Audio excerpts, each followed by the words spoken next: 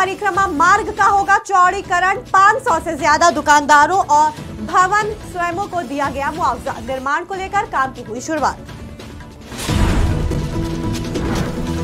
अवैध निर्माण को लेकर पुलिस ने की बड़ी कार्रवाई। सिंचाई विभाग की भूमि पर किया गया था अवैध निर्माण। बुलडोजर एक्शन लेते हुए आरोपियों को सिखाया गया सबक।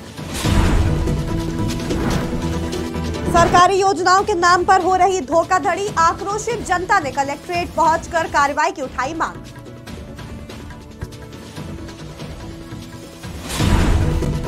पोल्ट्री फार्म बंद करने को लेकर हुआ प्रदर्शन। कांग्रेस कार्यकर्ताओं ने डीएम को सौंपा ज्ञापन। सभी राजनीतिक दलों को किसान संगठनों के प्रतिनिधियों की जांच समिति बनाने की उठाई गई मांग।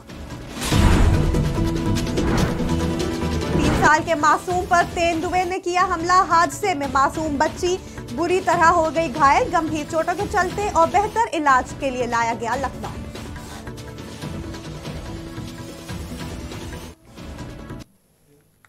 नमस्कार, आप देख रहे हैं आज की खबर। आपके साथ मैं हूं अफीफा मलिक। शुरुआत करते हैं इस वक्त की बड़ी खबरों से। बिजनौर से इस वक्त की बड़ी खबर।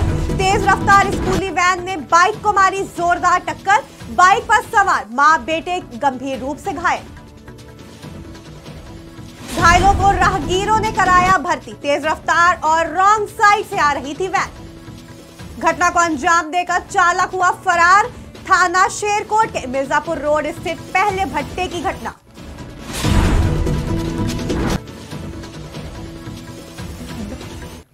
बिजनौर से बड़ी खबर। तेज रफ्तार स्कूली वैन ने बाइक को मारी जोरदार टक्कर। बाइक पर सवार मां बेटे गंभीर रूप से घायल। इस खबर पर ज्यादा जानकारी के लिए हमारे साथ जुड़ चुके हैं संवाददाता नदीम अहमद। नदीम, बिजनौर में बड़ा हादसा हो गया जहां एक स्कूली वैन ने बाइक सवार को टक्कर मार दी। फिलहाल इस पूरे मामले में किसकी गलती है, क्या कहा जा रहा है और जो घायल उनकी क्या स्थिति है?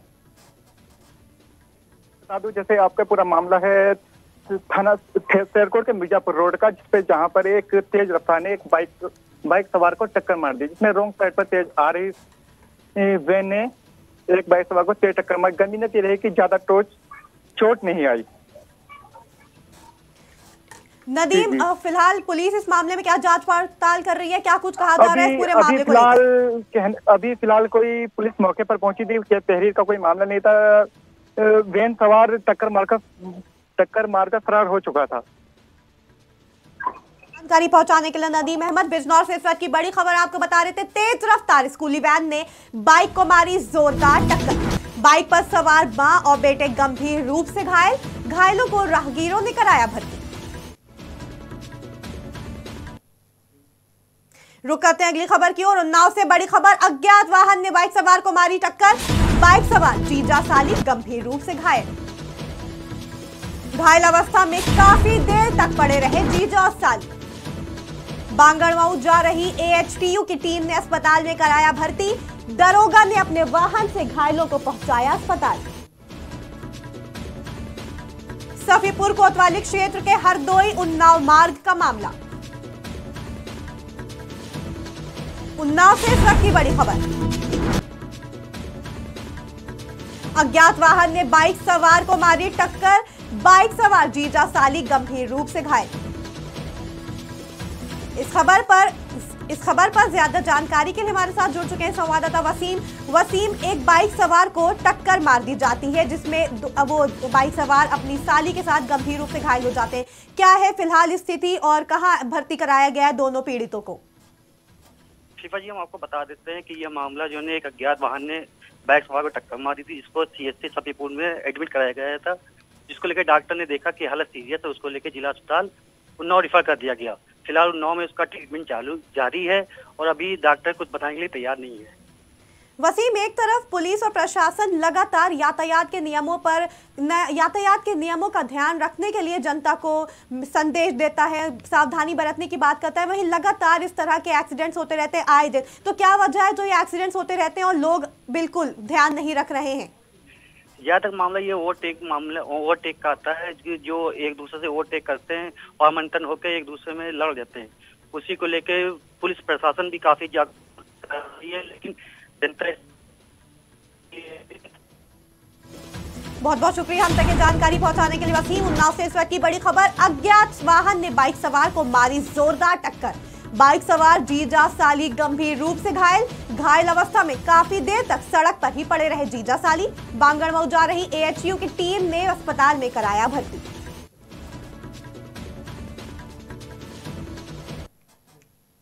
रुक करते अगली खबर की ओर। कानपुर के पनकी रोड चौकी क्षेत्र पर बड़ा हादसा। थाना कल्याणपुर में हुआ जोरदार धमाका। हादसे में महिला गंभीर रूप से घायल। बोरी में रखा गया था विस्फोटक। भारी पुलिस फोर्स मौके पर मौजूद। कानपुर से इस वक्त की बड़ी खबर। पनकी रोड चौकी क्षेत्र पर हुआ बड़ा हादसा। थाना कल्याणपुर में जोरदार धमाका। हादसे में महिला गंभीर रूप से घायल।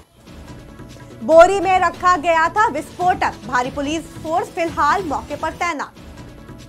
कल्याणपुर में पूर्व क्षेत्र में आज शाम को पुलिस को सूचना मिली एक धमाके की। मौके पर आकर चेक किया गया, फायर ब्रिगेड को बुलाया गया, सभी एफएसएल टीम हमारी आ रही है, मौके पर कॉन्स्टेबल को बुलाया गया है। तो अभी तक ये सूचना मिली है कि घर में ही कोई सामान ऐसा था विस्फोटक जिससे ही धमाका हुआ है। महिला कहना है कि यहाँ पे मसाले का भी कारोबार होता था, कई लोग आते जाते थे। मसाले का कारोबार होता है और जाकर अंदर देखा तो अभी भी मसाले की कुछ बोरी रखी हुई है। वो अंदर मसाले रखे हुए हैं, अभी बुलाया है। विस्फोटक किस प्रकार का था, पटाखे थे या कोई विस्फोटक सामान था, इसके बारे में अभी पुष्टि नहीं। जाने वाले थे, सफाई कर रहे थे, बच्चे अंदर रह रहे थे बहुत दूर। घटना ये हुई, हम तो काम कर रहे थे, मेरी वाइफ ने कमरा देखा था, कमरा चेंज करना था, बच्चों के लिए दूर पड़ रहा था।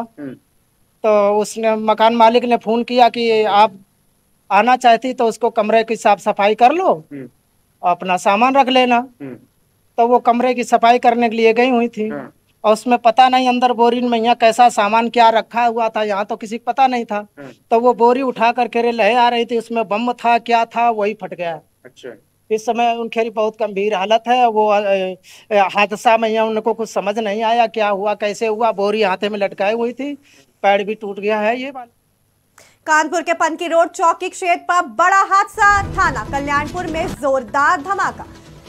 हादसे में महिला गंभीर रूप से घायल। बोरी में रखा गया विस्फोटक। भारी पुलिस फोर्स मौके पर मौजूद। इस खबर पर ज्यादा जानकारी के लिए हमारे साथ जुड़ चुके हैं संवाददाता आशीष साहू। आशीष, बोरी में रखा हुआ विस्फोटक अचानक फट जाता है, क्या वजह रही इस बड़े हादसे की? क्या बताया जा रहा है इस हादसे के पीछे की वजह? कल्याणपुर थाना क्षेत्र के पनकी रोड चौकी क्षेत्र की घटना है। आपको बता दें कि महज पनकी चौकी से 55 कदम की दूरी पे ये हादसा होता है। समय करीब 4:30 बजे था, जहां एक महिला किराए को मकान पे लेती है और वो साफ सफाई करने आती है। वही वो बोरी उठाते देते ही जहाँ एकदम धमाका होता है। महिला की हालत अभी भी गंभीर है। सवाल है सबसे बड़ा ये है कि मैं चौकी से चंद कदम दूरी पर जिस तरीके से देखा जा रहा है कि ये हादसा हुआ, कहीं ना कहीं डॉग स्क्वाड और बम सहित कई टीमें मौके पर है, जांच कर रही है। अभी तक कुछ क्लियर नहीं हो पाया। जी आशीष, एक रेसिडेंशियल एरिया में यूं अचानक विस्फोटक आया कहां से? क्या अभी तक इस बारे में कुछ पता चला है कि वो बोरी कौन रख के गया था वहां पर?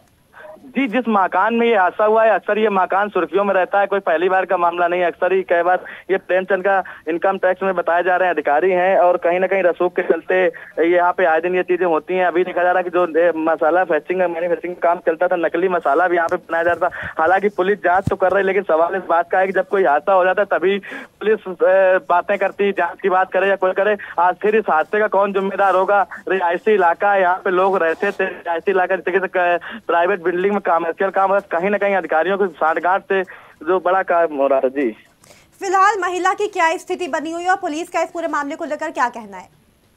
जी देखिए, महिला को CHC से जिला अस्पताल रेफर करा दिया गया। पुलिस का कहना है कि जांच हो रही है, जो भी दोषी होंगे इस पर जांच होगी। सवाल इस बात का पुलिस हमेशा अपना पल्ला किसी मामले पल्ला डाल लेती, लेकिन ये जो सामग्री आई कैसे और यहाँ पे काफी लंबे समय से काम चला। जैसे यहाँ के लोगों को कहना है कि 3-4 महीने से लगातार यहाँ पे नाइट में गाड़ियां आती थी, माल उठता था। पुलिस कर क्या रही थी, लाइव क्या कर रही थी, कैसे कई सारी जो जाँच जो टीमें हैं जो की यहाँ कर क्या रही तरीके से। जी बहुत बहुत शुक्रिया हम तक ये जानकारी पहुंचाने के लिए आशीष साहू। कानपुर के पनकी रोड चौकी क्षेत्र पर बड़ा हादसा। थाना कल्याणपुर में हुआ जोरदार धमाका। हादसे में महिला गंभीर रूप से घायल। अब खबरें विस्तार से। जन्मभूमि पथ, भक्ति पथ और राम पथ के बाद अब 14 कोसी और 5 कोसी परिक्रमा मार्ग के भी चौड़ीकरण की प्रक्रिया आगे बढ़ रही है। प्रशासन की तरफ से 14 कोसी और 5 कोसी परिक्रमा मार्ग में आने वाले मकान और दुकानों को हटाने का काम भी शुरू कर दिया गया है।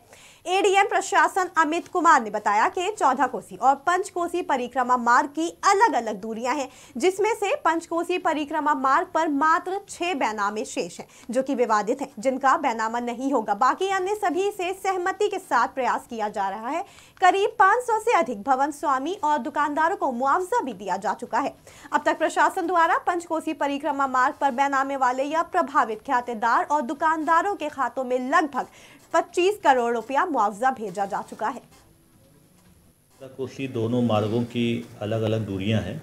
पहले पंचकोसी की बात करूंगा। पंचकोसी मार्ग में मात्र 6 बैनामे होने अवशेष हैं जो विवादित हैं और जिनका बैनामा नहीं होना है, और बाकी उन लोगों से भी सहमति का प्रयास कराया जा रहा है।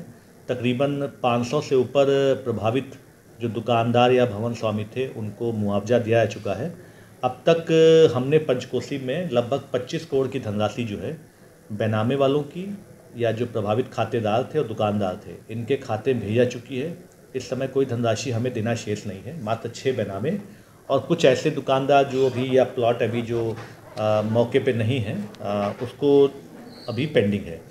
14 कोसी की बात करें तो 14 कोसी में हमारे लगभग तकरीबन 850 बैनामे के आसपास होने थे और हम लगभग 750 या 800 बैनामे के आसपास हम पहुंच चुके हैं।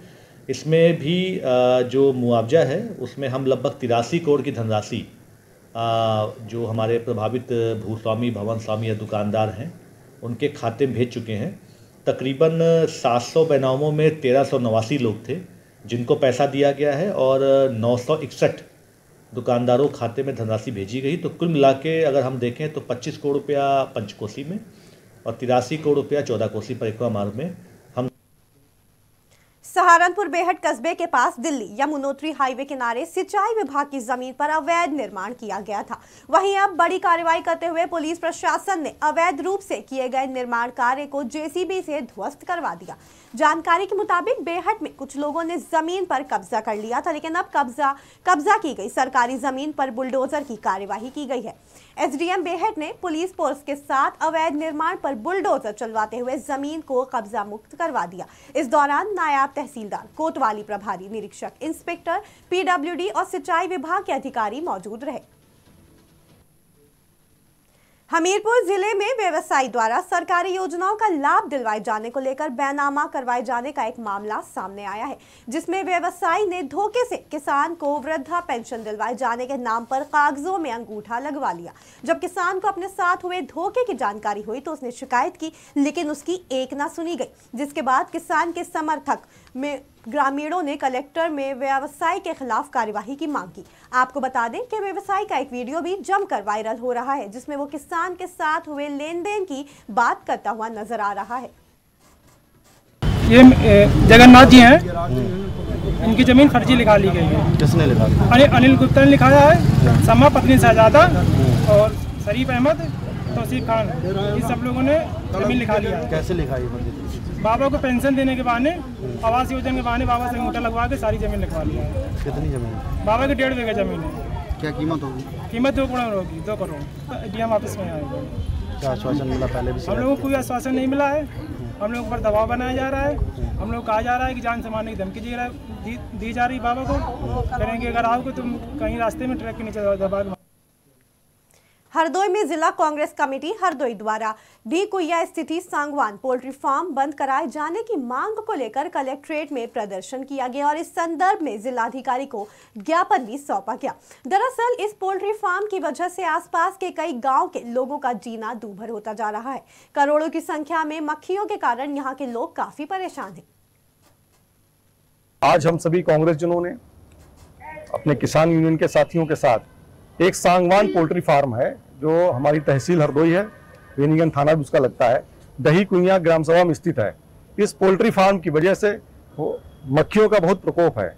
आप सभी समाचार पत्रों और आप सभी चैनलों ने उसको बहुत पहले प्रकाशित भी किया था। आप चाहे उसकी भौतिक स्थिति कर सकते हैं। हमारी ये मांग है कि सांगवान पोल्ट्री फार्म बंद कराया जाए। जिलाधिकारी महोदय के नेतृत्व में एक जांच समिति बने जिसमें सभी राजनीतिक दलों के प्रतिनिधि और जो किसान संगठन है उनके प्रतिनिधियों को शामिल किया जाए। सांगवान पोल्ट्री फार्म जो मानक विहीन है, पॉल्यूशन कंट्रोल बोर्ड और तमाम जगह से उसकी एनओसी भी नहीं है, ऐसे मानक विहीन फार्म को तुरंत बंद करके जांच समिति के माध्यम से उस पर तुरंत प्राथमिकी दर्ज करी जाए। वहाँ प्राथमिक विद्यालय में बच्चे पढ़ते हैं, ना मिड डे मील बन पा रहा है, ना खाना बन पा रहा, लोग मच्छरदानी लगा के खाना बना रहे हैं। और यदि सरकार को लगता है, हालांकि मुझे मालूम है जिलाधिकारी महोदय बड़े न्यायप्रिय हैं, कच्ची शराब के मामले में बड़ा उन्होंने न्याय किया, इसलिए मैं उन्हें उम्मीद है कि इस मामले में भी न्याय करेंगे। तो हमारी मांग है कि हम सभी किसान यूनियन और जनप्रतिनिधियों के साथ एक बढ़ैयनपुरवा में वहाँ एक थोड़ा सा सहबोज रखें। सीतापुर सकरंग क्षेत्र में तेंदुए के हमले से चारों तरफ हड़कंप मच गया। हालात ऐसे हो गए कि लोग अब बाहर निकलने से भी डर रहे हैं। 3 साल की एक मासूम बच्ची तेंदुए के हमले का शिकार हो गई, जो अपनी मां और कई अन्य महिलाओं के साथ शौच के लिए निकली थी, लेकिन वहां मौजूद तेंदुए ने बच्ची पर बुरी तरह से हमला कर दिया। महिलाओं की चीख पुकार सुनकर पिता और ताऊ ने तेंदुए से भिड़ते हुए किसी तरह मासूम बच्ची को बचा तो लिया, लेकिन बच्ची की हालत अभी भी गंभीर है। घायल बच्ची को जिला अस्पताल में भर्ती कराया गया है, लेकिन बच्ची की हालत को नाजुक देखते हुए उसे लखनऊ रेफर कर दिया गया।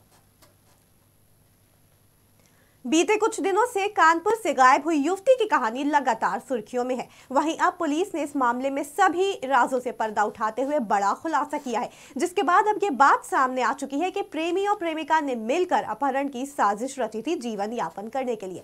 बीते 4 दिन पूर्व घर से निकलने के बाद युवती अचानक गायब हो गई थी। इतना ही नहीं, प्रेमी ने प्रेमिका का अपहरण होने के बाद एक वीडियो भी परिवार वालों को भेजा, जिसमें 10 लाख की फिरौती की मांग की गई थी। फिलहाल इस कपल के खिलाफ एक्शन लेते हुए पुलिस ने दोनों को जेल भेज दिया है।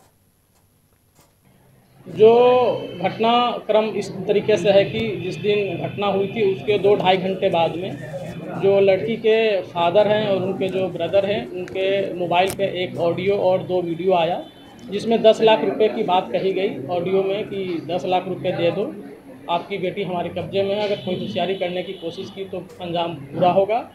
उसको हम लोगों ने तत्काल संज्ञान में लिया। संज्ञान में लेने के साथ में हमने जो आसपास के जो सीसीटीवी कैमरे हैं उसको दिखाया। हमारी सर्विलांस की टीम भी इसमें लगी हुई थी। जो हमारे ह्यूमन इंटेलिजेंस थे, ओपन सोर्स इंटेलिजेंस के माध्यम से जो व्यक्ति जिस पे हमें शक था और उनके परिजनों के द्वारा जैसा कि बताया गया, उसके हमने सोशल मीडिया प्रोफाइल से जितने थे उनको हमने सबने खंगाला और उससे कुछ चीज़ें हमें क्लू मिली। उस लीड के आधार पर हमारी टीमें अलग अलग जगह पे काम कर रही थी। हमने आसपास के जनपदों में भी हमारी टीमें लगी हुई थी और वहाँ से जो हमने सूचना इकट्ठा की, हमने जो जानकारी इकट्ठा की, सीसीटीवी कैमरे देखे, उसके आधार पर जो तथ्य हमारे संज्ञान में आया जो इस प्रकार है कि ये इसमें किडनैपिंग जैसी कोई बात नहीं थी। हरदोई के पाली थाना क्षेत्र के भापुर गांव में एक व्यक्ति ने धोखाधड़ी कर उसके मृतक भाई की संपत्ति हथिया ली, जिसमें एसडीएम सवा यजपुर अरुणिमा श्रीवास्तव और 2 विद्यालयों के प्रधानाचार्य समेत 8 लोगों के खिलाफ कोर्ट के आदेश पर मुकदमा दर्ज कर लिया गया है। इस मामले में पुलिस ने मुकदमा दर्ज करते हुए जांच पड़ताल भी शुरू कर दी है। एएसपी पश्चिमी दुर्गेश कुमार सिंह ने बताया कि न्यायालय के आदेश पर पाली थाने में एक मुकदमा दर्ज हुआ है, जिसमें तत्कालीन तहसीलदार सवा यजपुर समेत अन्य 8 लोगों पर कूट रचित दस्तावेज का मुकदमा दर्ज किया गया है। पुलिस मुकदमा दर्ज कर मामले की जांच में जुट गई है। मामले में विधिवत कार्रवाई की जाएगी। ये थाना पाली में माननीय न्यायालय के आदेश से अभियोग पंजीकृत हुआ है, जिसमें तत्कालीन तहसीलदार सवाईजपुर और कुछ अन्य 8 लोगों के विरुद्ध पंजीकृत हुआ है। तो ये किसी कूट रचित दस्तावेज से संबंधित है, विवेचना प्रचलित है, बाद विवेचना इसमें आवश्यक कार्रवाई की जाएगी। कानपुर के पनकी में छात्रा का दुपट्टा खींचकर भागने वाले 2 शोहदों को पुलिस ने गिरफ्तार कर लिया है। शोहदों के पास से स्कूटी, लूट का मोबाइल और एक देसी तमंचा बरामद किया गया। पुलिस उपायुक्त पश्चिम विजय धुल ने प्रेस वार्ता कर जानकारी दी। बीते 5 अगस्त को पनकी के स्टेशन रोड का एक वीडियो सोशल मीडिया पर खूब वायरल हुआ था। वायरल वीडियो में 2 छात्रा सड़क से जाते हुए दिखाई दे रही थी। पीछे से स्कूटी सवार 3 युवकों ने एक छात्रा का दुपट्टा छीन लिया और भाग निकले। मामले में मुकदमा दर्ज कर पुलिस ने आरोपियों की तलाश भी शुरू कर दी थी। आज पनकी पुलिस ने घटना में शामिल 2 आरोपियों को गिरफ्तार कर लिया, जबकि तीसरे आरोपी को बीते दिन गोविंद नगर पुलिस लूट के मामले में जेल भेज चुकी है। बीतों दिनों छात्रा से दुपट्टा खींचने के मामले में आज पनकी पुलिस ने प्रेस वार्ता कर जानकारी दी।